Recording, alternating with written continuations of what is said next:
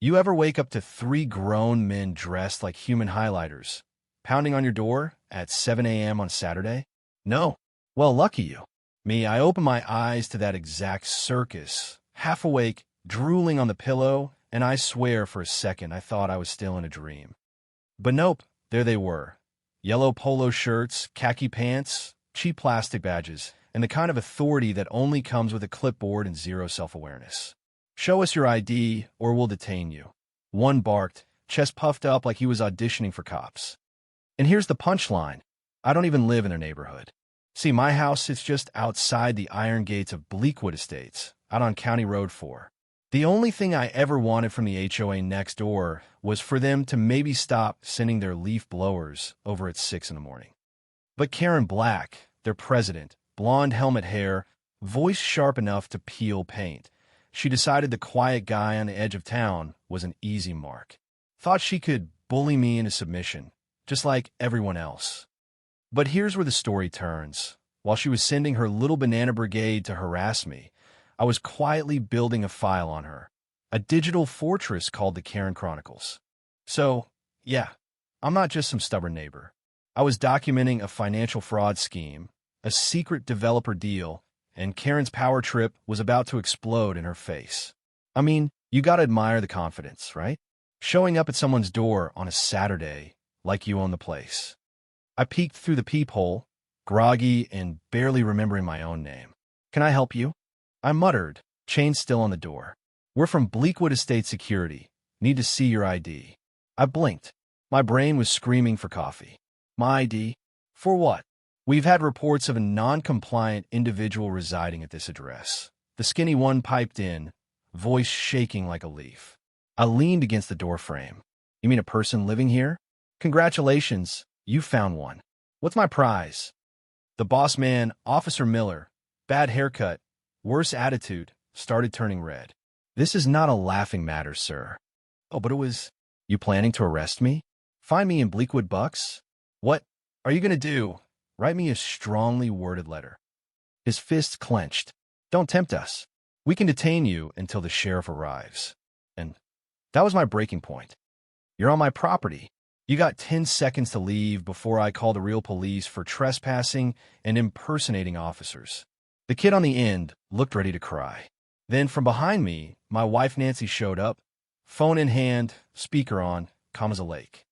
911, what's your emergency? She announced, loud enough for the whole porch to hear. Miller practically jumped off my stoop, hissing, "This isn't over," before marching his little minions back to their perfectly trimmed lawns. Standing there, heart racing, Nancy squeezed my shoulder. You okay? Yeah, I was okay. Angry, but okay. Still, that morning, standing in my faded t-shirt and bed hair, I had no idea Karen was just getting started.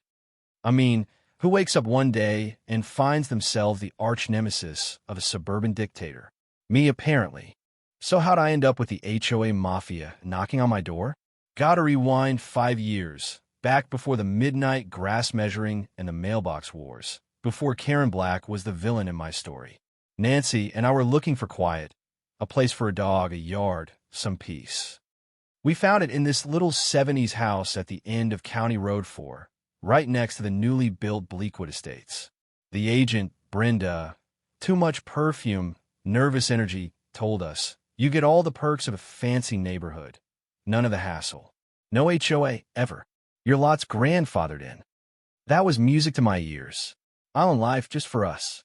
First day in, still surrounded by boxes, I'm wrestling a bookshelf when a golf cart whips into my driveway. Out hops Karen Black, white tennis skirt, sparkly visor, smile that could crack concrete. Welcome to the neighborhood. I'm Karen, president of the HOA. She does a quick scan of my property, mailbox rusting, oak trees shedding acorns, paint peeling, and her smile tightens. It's charming. Really adds character to Bleakwood's entrance. I bristle. We like it the way it is. She laughs, too sharp. Curb appeal maintains property values. I'll drop off a welcome basket with a copy of the covenants, just so you know the community standards. Nancy steps in, sweet but firm. Our agent said we're not part of the HOA. Karen's eyes go cold. Technically, but we're all one community. She pats my arm and leaves a cloud of perfume and veiled threats behind her. Next day, the welcome basket arrives. Nestled between cheap wine and crackers, a spiral-bound book, Bleakwood covenants, conditions, and restrictions. Rules for everything. Paint colors, lawn height, measured to the millimeter. Even how long your trash cans can be visible. It was a tyrant's handbook masquerading as a guide to neighborliness. I tossed it in the junk box. She seems persistent, Nancy said. Understatement of the year. First year was quiet. Passive-aggressive newsletters kept landing in our mailbox, meant for the actual Bleakwood houses. But hey, why not spam us too? We ignored them, painted our door a bright blue just to see if she'd twitch, and let the old oak drop acorns like confetti.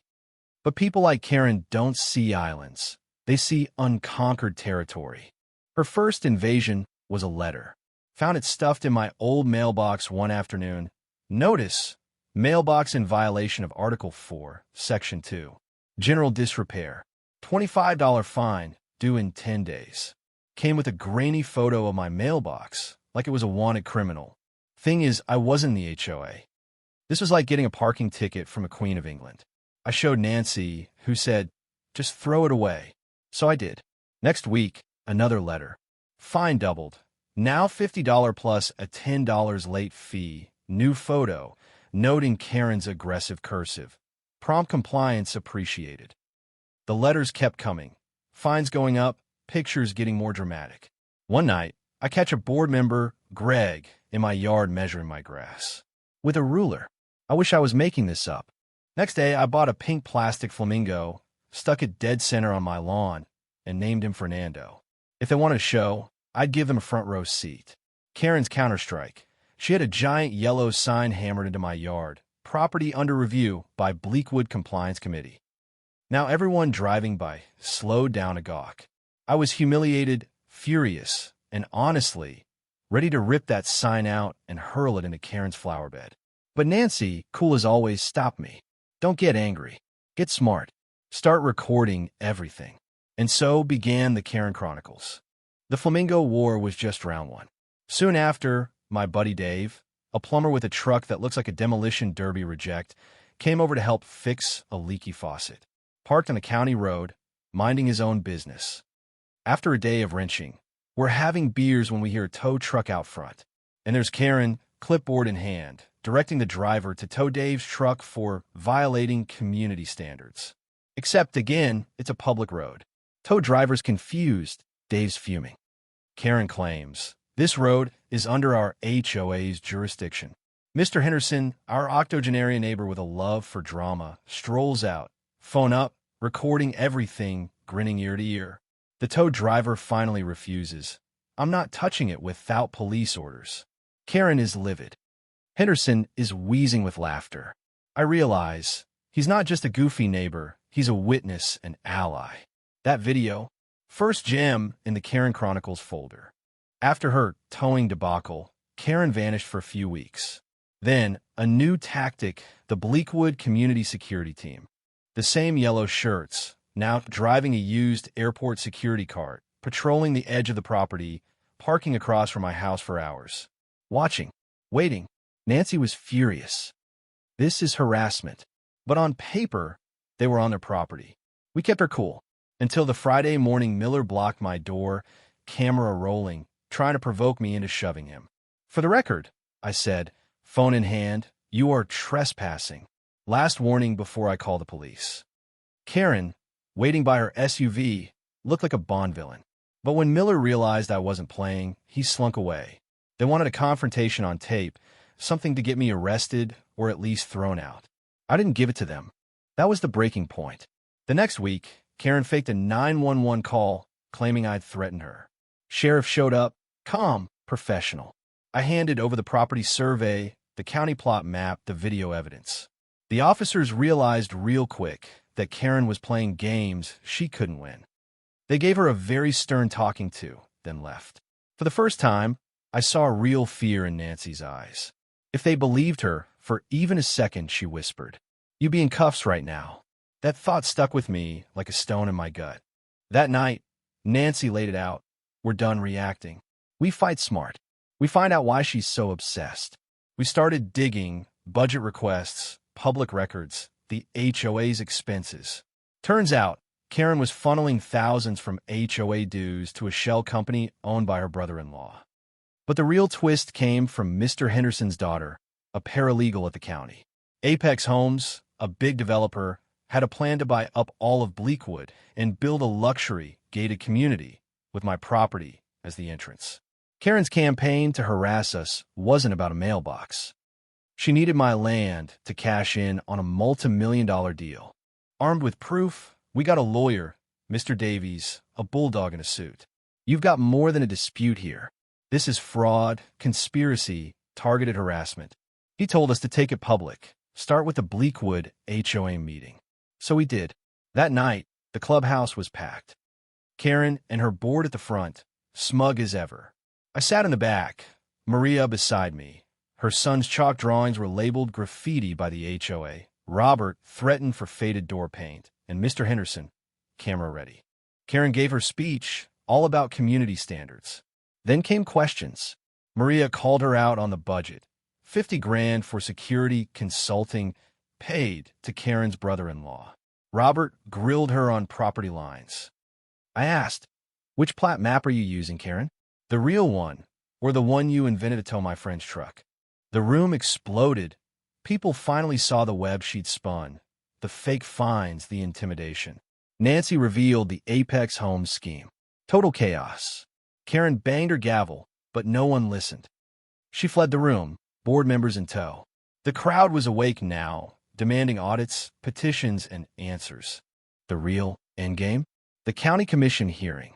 Our lawyer brought receipts, property deed, videos, budget records, everything. We played the video of Karen trying to tow Dave's truck, Miller blocking my door, Karen's fake 911 call. The commission was not amused. When our lawyer presented proof of fraud and the developer deal, it was game over. The HOA was fined, insurance dropped, criminal charges recommended. Karen and her board were forced to resign in disgrace. Fast forward a year.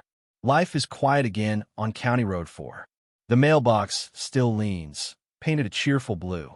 Fernando the flamingo stands guard, a little faded but proud. Nancy swings on the porch with iced tea. Our dog Hank chases bees, and I grill burgers at sunset. The new HOA board minds their business, and the developer? Gone. Bleakwood is just beige houses again, but the neighbors are friendlier now. And Karen? She had to sell her house, move into a modest apartment down the road. Every day, she drives past my house. The blue door, the pink flamingo, the mailbox she tried so hard to conquer. I hope it drives her absolutely bonkers. See, I never wanted to fight. But when someone tries to take your peace, you learn. Sometimes you have to fight for it. Nancy showed me the real way to win. Facts, not fists. Evidence, not anger. Now, when I look around, I realize we didn't just win our house back. We built a community. And as the sun goes down, I can't help but wonder where's the line between neighborly concern and outright tyranny? How much power should anyone have over their neighbors? Have you ever stood up to a bully in your own backyard? I'd love to hear your story. Drop your thoughts below. Tell me, what does justice mean to you? And maybe, how many flamingos does it take to defend a home?